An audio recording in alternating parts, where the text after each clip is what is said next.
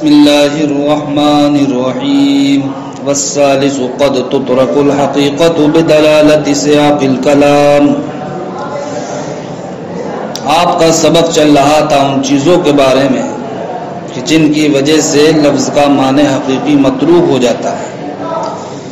وہ جناب والا کتنی چیزیں تھیں؟ 5 چیزیں تھیں کہ جن کی وجہ سے لفظ کا معنی حقیقی متروک ہو جاتا ہے۔ ان میں سے 2 کا ذکر ماقبل میں ہو گیا۔ اب تیسری صورت کا بیان یہاں سے مصنف علیہ الرحمہ شروع فرماتے ہیں کہ جس کی وجہ سے لفظ کے معنی حقیقی متروک ہو جاتے ہیں۔ وہ تیسری چیز کیا ہے؟ وہ تیسری چیز ہے سیاق کلام کی دلالت کی وجہ سے لفظ کے معنی حقیقی متروک ہو جاتے ہیں۔ کیا کی وجہ سے؟ سیاق کلام کی دلالت کی وجہ سے، یعنی کہ سیاق کلام اس بات پر دلالت کرتا ہے کہ لفظ کے معنی حقیقی یہاں پر کیا ہے؟ متروک ہے۔ اب سیاق کلام کس کو کہا جاتا ہے؟ تو سیاق کلام کہتے ہیں ایسے کلام کو کہ جس کے ساتھ قرینہ لفظیہ ہو۔ ایسا کلام جس کے ساتھ کوئی قرینہ لفظیہ ہو، اب چاہے وہ قرینہ لفظیہ اس کلام سے پہلے ہو، چاہے وہ قرینہ لفظیہ اس کلام کے بعد ہو۔ بہرحال جہاں پر بھی کسی کلام کے ساتھ قرینہ لفظیہ ہوگا تو وہ قرینہ لفظیہ اس بات پر دلالت کرے گا کہ لفظ کے یہاں پر معنی حقیقی کیا ہے؟ متروک ہے۔ اس کی مثال مصنف علیہ الرحمن نے چند بیان فرمائی ہے۔ مثلا کسی مسلمان نے قلعے میں محصور حربی سے کہا انزل، کیا کہا؟ انزل، تو اترا۔ تو مصنف فرماتے ہیں مسلمان کا محصور حربی سے کہنا انزل کانا آمنن، یہ جناب والا کائے کے لیے ہوگا؟ امن کے لیے ہوگا۔ یعنی کہ اب حربی کے لیے اس انزل کے ذریعے امن ثابت ہو جائے گا۔ کیا ہو جائے گا؟ ثابت، امن ثابت ہو جائے گا۔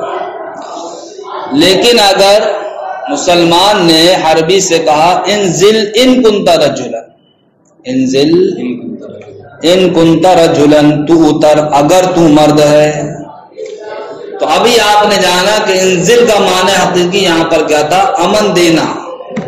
انزل کا معنی حقیقی کیا تھا؟ امن دینا۔ اب یہاں دوسرے کلام میں انزل کے ساتھ کس چیز کو ذکر کر دیا؟ ایک تعلیق کو ذکر کر دیا۔ وہ تعلیق کیا ہے؟ ان کنت رجلا، اگر تو مرد ہے۔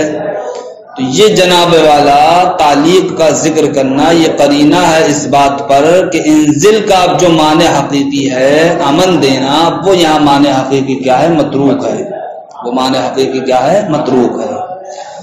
کیوں؟ اس لیے کہ ان کنت رجلا یہ جناب والا کلام اس وقت بولا جاتا ہے جب کہ کسی کو ڈانٹنا یا پھٹکارنا کیا ہوتا ہے؟ مقصود ہوتا ہے۔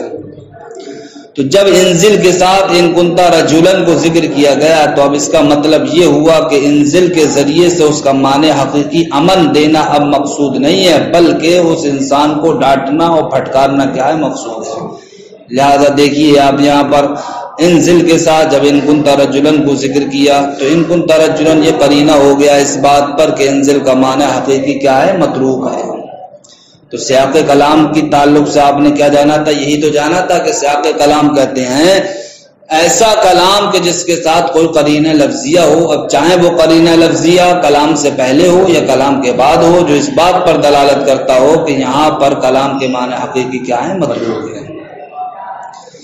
دوسری مثال پیش فرمائی کہ اگر کسی حربی نے کہا الامان الامان فقال المسلم الامان الامان، تو مسلمان نے بھی اس کے جواب میں کیا کہہ دیا؟ الامان الامان۔ تو فرماتے ہیں مسلمان کا یہ کہنا الامان الامان کانا آمنن، تو یہ حربی کے لیے کیا ہوگا؟ یہ امن ہوگا۔ اور اگر جناب والا مسلمان نے الامان الامان کے جواب میں کیا کہا؟ یہ کہا الامان ستعلم ما تلقى غدا ولا تعجل حتى ترى، کہ امان تو ان قریب تو جان لے گا۔ اگر مسلمان نے حربی کے اس کہنے کے بعد الامان الامان کیا کہا جواب میں؟ الامان ستعلم ما تلقى غدا، امان ان قریب تو جان لے گا جب کل ملاقات ہوگی، یعنی کہ جب میدان جنگ میں تجھ سے ملاقات ہوگی تب تو ان قریب جان لے گا۔ ولا تعجل، تو جلدی مت کر، حتی ترا، یہاں تک کہ تو دیکھ لے گا کل میدان جنگ میں تیرا سر تیرے جسم سے جدا ہو جائے گا۔ تو اب اس جملے کو سننے کے بعد وہ حربی کیا ہوا؟ اتر آیا۔ تو مصنف فرماتے ہیں اب حربی کے لیے امان ثابت نہیں ہوگا۔ کیوں نہیں ہوگا؟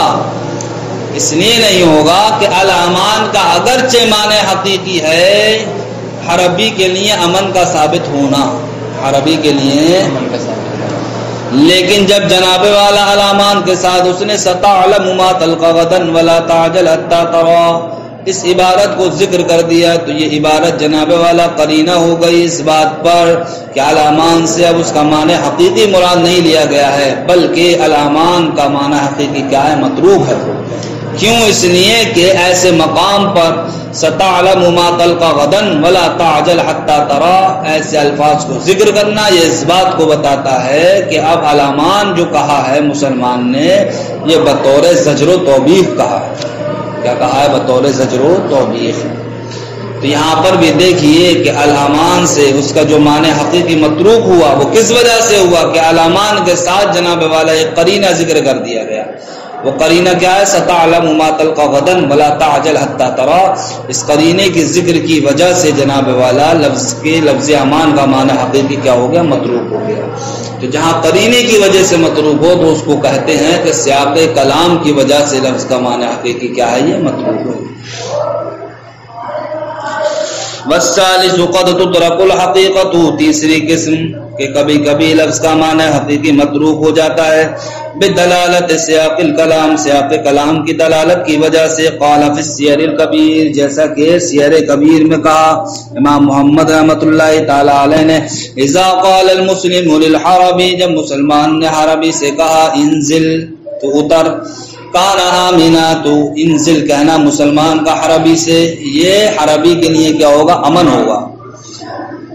ولو قال انزل اور اگر مسلمان نے کہا انزل ان کنت رجلا یعنی کہ انزل کے ساتھ ساتھ ان کنت رجلا بھی ذکر کیا فنزل تو اب حربی اترا لا یکون آمنا تو وہ امن والا نہیں ہوگا۔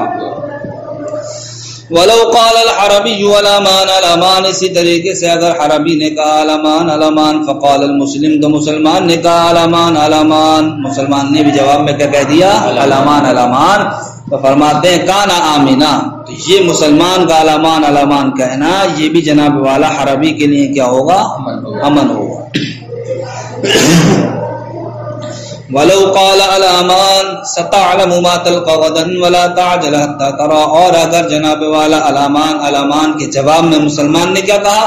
مسلمان نے کہا الامان ستعلم ما تلقى غدا قریب تو جان لے گا کہ جب کل ملاقات ہوگی، ولا تعجل اور تو جلدی مت کر حتى ترى یہاں تک کہ تو دیکھ لے گا۔ تو فنزل تو اب اس کلام کو سننے کے بعد وہ حربی اترا لا يكون آمنا تو وہ امن والا نہیں ہوگا۔ ولو قال اشترى لي جارية یہاں سے ایک مسئلہ اور بیان فرماتے ہیں کہ جہاں پر سیاق کلام کی دلالت کی وجہ سے لفظ کا معنی حقیقی متروک ہو گیا ہے وہ یہ ہے کہ اگر کسی انسان نے کسی کو وکیل بناتے ہوئے یہ کہا کہ تو میرے لیے باندی خرید لے، کہ تو میرے لیے باندی خرید لے، کیوں؟ لتخدمنی تاکہ وہ میری خدمت کرے، تاکہ وہ میری خدمت کرے۔ تو اب جاریہ کا معنی حقیقی یہ ہے کہ کوئی سی بھی باندھی ہو، کیسی بھی باندھی ہو، ہر ایک باندھی کو کیا ہوگا؟ یہ لفظ جاریہ شامل ہوگا۔ اب چاہے وہ باندھی اخیاری ہو چاہے نابینا ہو، باندھی ہونے کی وجہ سے یہ ہر طرح کی باندھی کو لفظ جاریہ شامل ہوگا۔ اسی طریقے سے جناب والا اب چاہے وہ لنگڑی ہو، لولی ہو، اپاہج ہو، طاقتور ہو چاہے کمزور ہو، بہرحال جب وہ باندھی ہے تو لفظ جاریہ باندھی ہونے کی وجہ سے ان تمام باندھیوں کو شامل ہوگا یا نہیں ہوگا؟ تب جاریہ کا معنی حقیقی یہ ہوا کہ باندھی چاہے کیسی بھی ہو، موٹی ہو، پتلی ہو، طاقتور ہو، کمزور ہو، لنگڑی ہو، لولی ہو، اپاہج ہو، کیسی بھی ہو، اگر وہ باندھی ہے تو لفظ جاریہ اس کو کیا ہوگا؟ شامل ہوگا۔ تو لفظ جاریہ کا معنی حقیقی ہوا ہر طرح کی باندھی، ہر طرح کی باندھی۔ ٹھیک، اب اس نے کیا کہا کہ تو میرے لیے باندھی خرید لے، آگے اس نے یہ ذکر کیا لتخدمنی تاکہ وہ باندھی کیا کرے؟ میری خدمت کرے۔ تو تو لتخدمنی ذکر کرنا جاریہ کے ساتھ یہ اس بات پر قرینہ ہے کہ جہاں پر اب مطلقاً جاریہ مراد نہیں ہے، مطلقاً باندھی مراد نہیں ہے، بلکہ وہی باندھی مراد ہے جو جناب والا اس کی خدمت کر سکے۔ اب ایسی باندھی وہی ہوگی جو خود بھی طاقتور ہو، یا بتاؤ ضعیف باندھی کسی کی خدمت کر سکتی ہے؟ جب اسے تو خود اپنی خدمت کے لیے کوئی نہ کوئی درکار ہوگا۔ تو اب یہاں پر لتخدمنی کا ذکر کرنا یہ قرینہ ہو گیا اس بات پر کہ جاریہ سے اب اس کا معنی حقیقی یعنی کہ ہر طرح کی باندھی مراد نہیں ہے، بلکہ وہی باندھی مراد ہے کہ جس کے اندر کیا ہو، خدمت کرنے کی صلاحیت ہو، خدمت کرنے کی طاقت ہو۔ ٹھیک، اب اگر جب کسی مرد نے کسی کو وکیل بناتے ہوئے کہا تھا کہ تم میرے لیے ایسی باندھی خرید لے جو میری خدمت کر سکے، تو اس نے جناب والا اندھی باندھی خرید لی یا اپاہج باندھی خرید لی۔ تو اب یہ بتائیے، یہ باندھی کو خریدنا اندھی یا اپاہج یہ موکل کی جانب سے ہوگا یا وکیل کی جانب سے ہوگا؟ جس نے وکیل بنایا کسی کو تو وکیل بنانے والا کیا کہلاتا؟ موکل۔ اور اب جو خرید رہا ہے کسی کی طرف سے یعنی موکل کی طرف سے وہ کہلاتا وکیل۔ اب موکل نے کہا تھا میرے لیے خدمت گزار باندھی خرید، اب اس نے ایسی خریدی کہ جو خدمت کر ہی نہیں سکتی ہے۔ اندھی باندھی خدمت کر سکتی ہے، اپاہج باندھی خدمت کر سکتی ہے۔ اب یہ بتائیے کہ یہ باندھی خریدنا موکل کی جانب سے ہوگا یا نہیں؟ تو اس کا جواب یہ ہے کہ اب یہ باندھی خریدنا موکل کی جانب سے نہیں ہوگا۔ کیوں نہیں ہوگا؟ اس لیے نہیں ہوگا اگرچہ اندھی یا اپاہج یہ بھی کیا باندھی ہے اور لفظ جاریہ اس کو شامل ہے، لیکن یہ موکل کی جانب سے اس لیے نہیں ہوگا کہ یہاں پر ما قبل میں موکل نے لتخدمنی لفظ ذکر کر کے اس بات کو بتا دیا کہ جاریہ کا معنی حقیقی یہاں پر مراد نہیں ہے بلکہ معنی حقیقی متروک ہو چکا ہے۔ اب جاریہ سے صرف وہی باندھی مراد ہوگی جس کے اندر خدمت کرنے کی صلاحیت ہوگی، لہذا نابینا باندھی کے اندر یا پائش باندھی کے اندر خدمت کرنے کی جب صلاحیت نہیں ہے تو اب ایسی باندھی کو خریدنا یہ موکل کی جانب سے نہیں ہوگا بلکہ اب وکیل ہی کی جانب سے ہوگا، یعنی کہ اس کا ذمہ دار وکیل ہوگا، صرف موکل ذمہ دار نہیں ہوگا۔ ولو قال اگر کسی انسان نے کہا اشتر لی جاریتن تو میرے لیے باندھی خرید لے لتخدمنی تاکہ وہ میری خدمت کرے، فاشتر العمیاء او الشلاء تو اس وکیل نے جناب والا کون سی باندھی خریدی؟ اندھی باندھی خرید لی، او الشلاء یا اپاہج باندھی خرید لی۔ لا یجوز تو فرماتے ہیں یہ باندھی خریدنا جائز نہیں ہوگا موکل کی جانب سے۔ اور اگر کسی نے کہا کہ تو میرے لیے باندھی خرید لے تاکہ میں اس سے وطی کر سکوں، تاکہ میں اس سے وطی کر سکوں، تاکہ میں اس سے جمع کر سکوں، تو اب وکیل نے جناب والا ایسی باندھی خریدی جو موکل کی تھی رضائی بہن، جو موکل کی۔ اب بتاؤ رضائی بہن سے کسی کے لیے وطی کرنا جائز ہوتا ہے؟ وطی کرنا رضائی بہن سے جائز نہیں ہے۔ تو جب وکیل نے ایسی باندھی خریدی کہ جو موکل کی رضائے بہن تھی تو فرماتے مصنف علیہ الرحمہ یہ باندھی خریدنا بھی جناب والا موکل کی جانب سے نہیں ہوگا بلکہ کس کی جانب سے ہوگا؟ وکیل ہی کی جانب سے ہوگا۔ کیوں؟ اس لیے ہوگا کہ جب موکل نے کہا میرے لیے باندھی خرید لے، کیسی باندھی؟ کہ میں اس سے وطی کر سکوں، تو یہ وطی کا ذکر کرنا یہ قرینہ ہو گیا اس بات پر کہ لفظ جاریہ سے اب مطلقاً باندھی مراد نہیں ہے بلکہ ایسی باندھی مراد ہے کہ جس کے اندر یہ صلاحیت ہو کہ موکل اس سے وطی کر سکتا ہو۔ ٹھیک، تو اب رضائی بہن کو خریدنا تو رضائی بہن اس بات کی صلاحیت نہیں رکھتی ہے کہ موکل اس سے وطی کر سکے، اس لیے جناب والا رضائی بہن کا خریدنا وکیل کا یہ وکیل ہی کی جانب سے ہوگا، موکل کی جانب سے نہیں ہوگا۔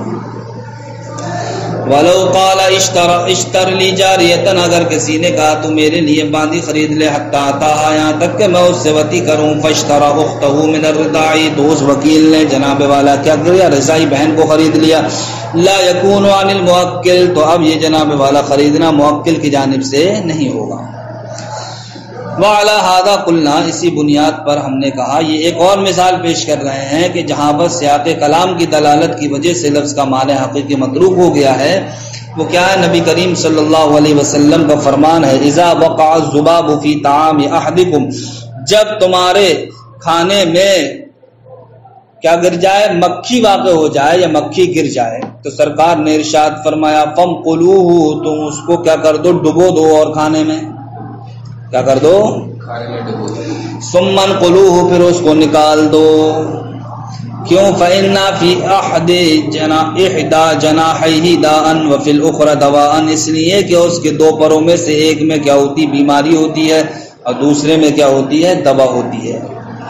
وَأَنَّهُ لِيُقَدِّمَ الدَّاءَ عَلَى الدَّوَاءِ، اور یہ کہ جناب والا وہ مکھی بیماری کے پر کو مقدم رکھتی ہے کس پر؟ دوائی والے پر۔ تو اس حدیث پاک میں سرکار نے فم قلوہ لفظ ذکر فرمایا جو کیا؟ فعل امر ہے۔ امر کائے کے لیے آتا ہے؟ یہ وجوب کے لیے آتا ہے۔ تو اب فم قلوہ کا معنی حقیقی اب یہ ہوگا کہ جب کھانے میں مکھی گر جائے تب ایسی صورت میں نبی کے فرمان کی وجہ سے اب اس مکھی کو ڈبونا کیا ہو؟ یہ واجب ہو۔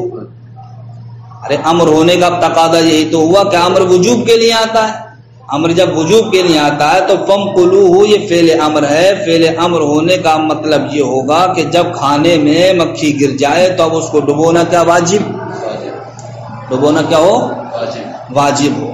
تو اس کا معنی حقیقی کیا ہے؟ ایجاب، یعنی کہ اب ڈبونا کیا ہو؟ واجب ہو۔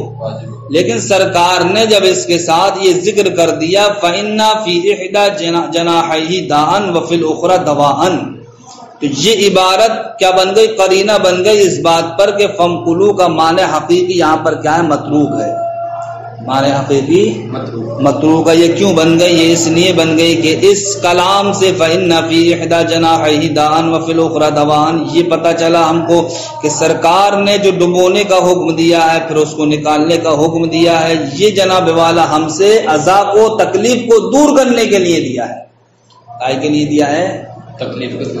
تکلیف کو دور کرنے کے لیے دیا ہے۔ تو تکلیف کو دور کرنے کے لیے سرکار کا یہ حکم دینا یہ اس بات کو بتاتا ہے کہ یہاں پر جو امر کے ذریعے سرکار نے قول کیا یہ جناب والا امر تعبدی کے طور پر نہیں، ایسا امر نہیں ہے کہ جو جناب والا عبادت ہو اور جس کا کرنا کیا ہو؟ یہ شریعت کا حق ہو۔ تو جب امر یہاں پر امر تعبدی نہیں رہا، یعنی کہ جناب والا یہ ایسا امر نہیں ہوا جو عبادت شمار پائے، یا ایسا امر نہیں رہا جو شریعت کا حق پائے، بلکہ اب یہ جو حکم دیا تھا وہ کس لیے دیا تھا؟ تکلیف کو دور کرنے کے لیے۔ تو اس سے یہ بات ثابت ہو گئی کہ فم قلوہ اور ثم قلوہ ان کا معنی حقیقی کیا ہے؟ یہاں پر متروک ہے، اور وہ معنی حقیقی کیا تھا؟ وجوب۔ تو وجوب کیا ہو گیا؟ یہ متروک ہو گیا۔ اب سرکار نے جب یہ فرما دیا فَإِنَّ فِي إِحْدَى جَنَاحَيْهِ یہ عبارت قرینہ بن گئی، قرینہ بننے کی وجہ سے اب کیا ہوگا؟ اس سے اباحت ثابت ہوگی۔ بہتر ہے کہ جب مکھی گر جائے تو کھانے میں کیا کرو؟ ڈبو۔ وَعَلَى هَذَا قُلْنَا اسی بنیاد پر ہم نے کہا نبی کریم صلی اللہ علیہ وسلم کے اس فرمان میں اذا وقع الذباب فی طعام احدکم جب تم میں سے کسی ایک کے کھانے میں مکھی گر جائے فانقلوہ تو اس کو ڈبو دو ثم انقلوہ پھر اس کو نکال لو فإن فی احدى جناحیہ اس لیے کہ اس کے دو پروں میں سے ایک میں دان کیا ہوتی ہے؟ بیماری ہوتی ہے، وفی الاخری دواء اور دوسرے میں کیا ہوتی ہے؟ دوا ہوتی ہے، وانہ لیقدم الداء اور یہ کہ مکھی بیماری والے پر کو اوپر رکھتی ہے علی الدوائی کائے پر؟ دوا والے پر۔ تو دلّا سیاق الکلام علی ان المقل لدفع الاذى تو بتاتے ہیں کہ سیاق کلام نے اس بات پر دلالت کی کہ مکھی کو ڈبونا یہ جناب والا ہم سے تکلیف کو دور کرنے کے لیے ہے، لدفع الاذى عنا ہم سے تکلیف کو دور کرنے کے لیے ہے، لا لامر تعبدی نہ کہ یہ ایسا امر ہو جو عبادت ہو، حقا للشرعی جو شریعت کا کیا ہو؟ حق ہو۔ فلا یکون للایجابی تو اب سرکار کا فرمان جو فعل امر کے ساتھ ہے یہ فلا یکون للایجابی وجوب کے لیے نہیں ہوگا۔ ایک اور مثال پیش فرماتے ہیں جو اسی قبیل سے ہے، وہ یہ ہے کہ اللہ رب العزت کا فرمان ہے انما الصدقات للفقراء والمساکین والعاملین علیہا والمؤلفۃ قلوبهم وفی الرقاب والغارمین وفی سبیل اللہ وابن السبیل۔ اس آیت کریمہ میں مصارف زکوٰۃ کو ذکر کیا گیا ہے کہ زکوٰۃ لینا کن کن لوگوں کا حق ہے، زکوٰۃ لینا کن کن لوگوں کا حق ہے۔ کس آیت کریمہ میں؟ انما الصدقات للفقراء والمساکین، یہ جو پوری آیت کریمہ ہے اس میں اللہ رب العزت نے مستحقین زکوٰۃ کو بیان فرمایا ہے کہ زکوٰۃ لینا ان 8 لوگوں کا حق ہے جو آیت کریمہ میں 8 لوگ ذکر کیے گئے ہیں۔ تو جو آیت کریمہ میں 8 لوگ ذکر کیے گئے ہیں وہ جناب والا صیغہ جمع کے ساتھ ذکر کیے گئے ہیں۔ کائے کے ساتھ؟ صیغہ جمع کے ساتھ۔ اور صیغہ جمع کم سے کم کتنے پر دلالت کرتا ہے؟ کم سے کم 3 پر دلالت کرتا ہے، ٹھیک۔ اور پھر ان کا ذکر واو کے ساتھ ہوا ہے، کائے کے ساتھ ہوا ہے؟ اب وہ واو جناب والا جمع پر دلالت کرتا ہے، کائے پر؟ جمع پر۔ تو اب مطلب یہ ہوا کہ زکوٰۃ کوئی بھی انسان ادا کرنا چاہے تو اس کی زکوٰۃ اسی وقت ادا ہوگی جبکہ مصارف زکوٰۃ میں سے 3 یعنی کہ ہر قسم کے 3 لوگوں کو زکوٰۃ دی جائے، اور ہر قسم کے تمام لوگوں کے ساتھ زکوٰۃ دی جائے، یعنی کہ فقیر کو دی جائے تو فقیر میں سے بھی 3 فقیر ہوں، مساکین کو دی جائے تو مساکین میں سے جناب والا 3 مسکین ہوں۔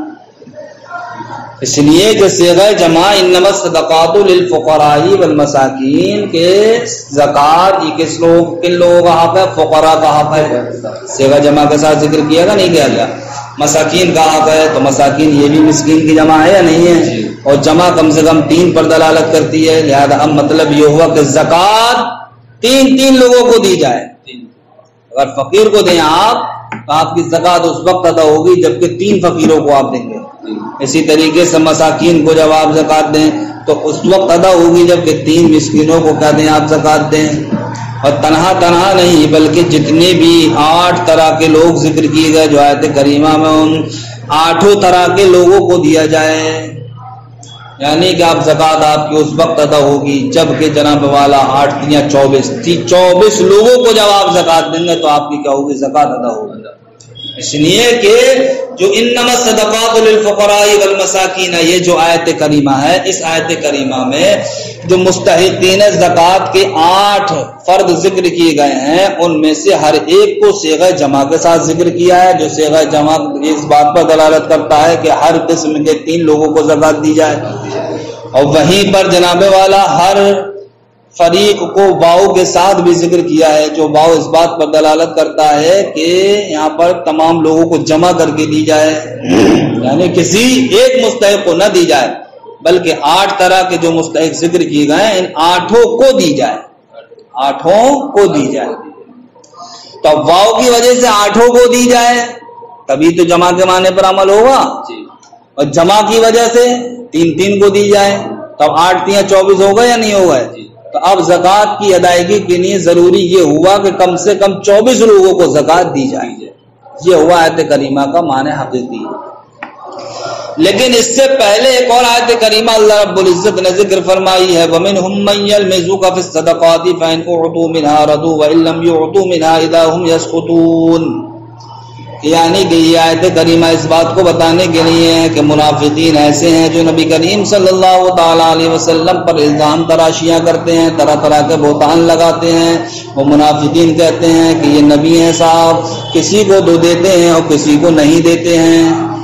ایک موقع پر سرکار نے مال زکوٰۃ منافقین کو نہیں دیا، منافقین کے علاوہ دیگر لوگوں کو دیا، تو منافقین کو یہ عمل سرکار کا پسند نہیں آیا، تو انہوں نے کہا یہ کسی کو تو دیتے ہیں اور کسی کو نہیں دیتے ہیں۔